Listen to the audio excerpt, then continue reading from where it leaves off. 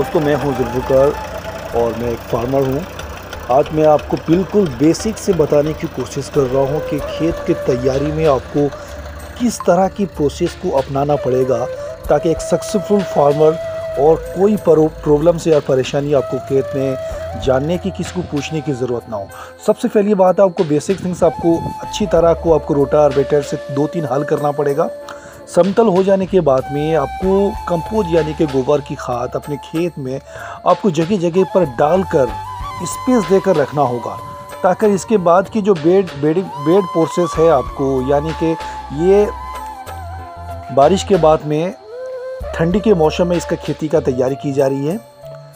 मान के चलिए इसमें अगस्त से सितंबर की ये प्रोसेस है, अक्टूबर से सितंबर अक्टूबर में ये प्रोसेस की जा रही है। और ये ट्रैक्टर के प्रोसेस से यहाँ पर रेजिंग खींचा जा रहा है, ताकि इसमें हम लोग उपयुक्त एक पानी देने का जो प्रोसेस है इसमें लगाने में कोई परेशानी ना हो। और एक चीज़ आपको ध्यान बिल्कुल रखना होगा, अगर आपके पास में जितना हम डीपली हम खेती कर रहे हैं तो वो मिट्टी के अंदर पोषक तत्वों का भरमार है और इसके अंदर में हमको काम करने की कोशिश करना पड़ रहा है।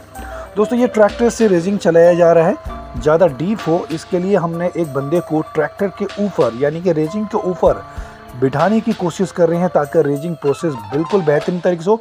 और हमारे यहाँ वर्कर्स बिल्कुल तैयार हैं। रेजिंग हो जाने के बाद में इसका नेक्स्ट प्रोसेस है इसमें गोबर की खाद, या कि मैं आपको पहले भी बताया था कि जगह जगह पर इसको डाला गया है।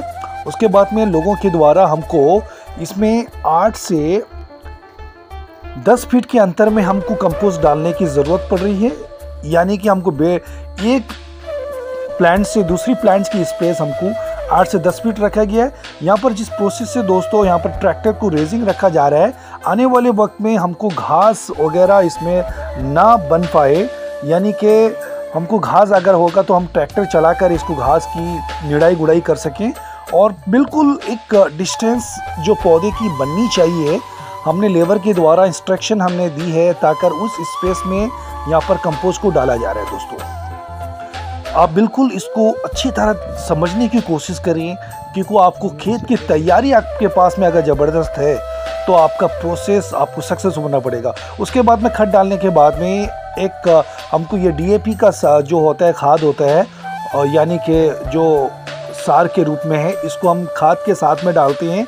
जो इसकी जो पूर्ति होती है या प्लांट्स की जो ज़रूरत होती है, प्लांट्स को तुरंत वो मिट्टी के साथ में या मंजी लगाने के बाद में उसको न्यूट्रिशन का वैल्यू अच्छा मिले। दोस्तों यानी कि देखिए फिर से ट्रैक्टर भी एक स्पेस रखा जा रहा है कि बीच में भी हम बाद में अगर घास वगैरह उग जाए तो ये बीच का डिस्टेंस में हमको फिर से ट्रैक्टर में निड़ाई गुड़ाई करने में, यानी कि उसमें कम बंदे के द्वारा, लोगों के द्वारा काम में हमारा टाइम बच जाए।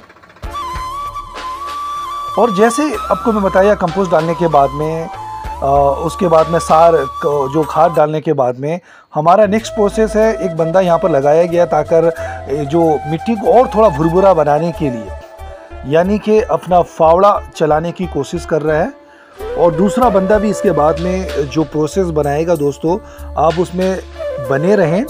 हमारा एक बंदा कुदाल चलाने की यानी कि निड़ाई गुड़ाई कर रहा है, और दूसरा बंदा इसके पीछे बिल्कुल है, वो मंजी की यानी कि सीड्स जो होती हैं, हम पम्पकिन का प्लांटेशन यहाँ पे कर रहे हैं, तो सीड्स बिल्कुल लेकर तैयार है। दूसरा बंदा यहाँ पर मिट्टी में उसको लगाने की कोशिश कर रहा है।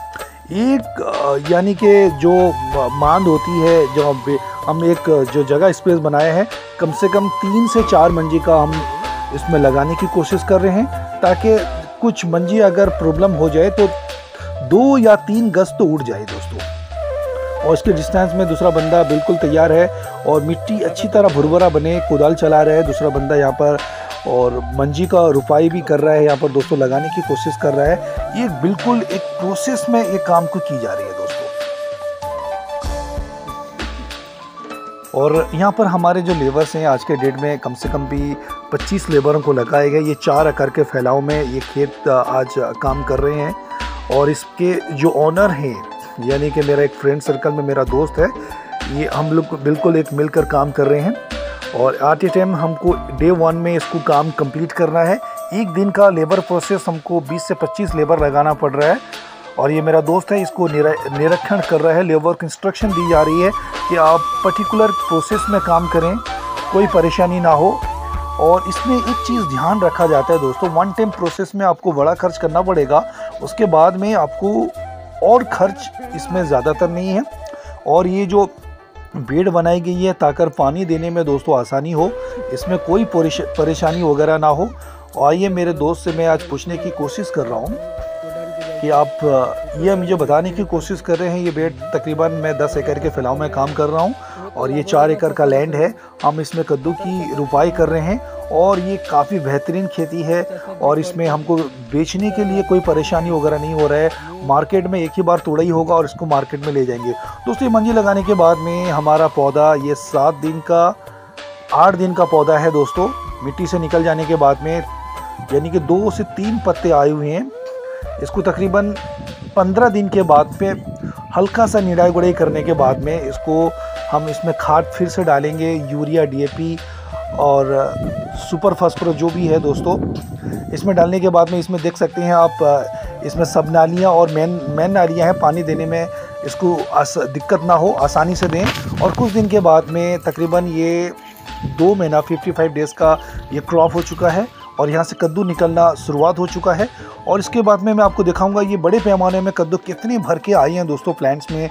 आप देख सकते हैं काफ़ी अच्छा क्रॉप है। हमने सिर्फ 3 या 4 बार पानी लगाकर इस खेत को, अब ये हार्वेस्टिंग का टाइमिंग ये दोस्तों है। हमने अपने फ्रेंड सर्कल्स में अपने लेबर के द्वारा इस काम को पूरा कर रहे हैं और एक जगह जमा कर इसको रखा गया ताकि इसको इकट्ठा रख कर गाड़ी के प्रोसेस में लेने में हमको कोई दिक्कत ना हो।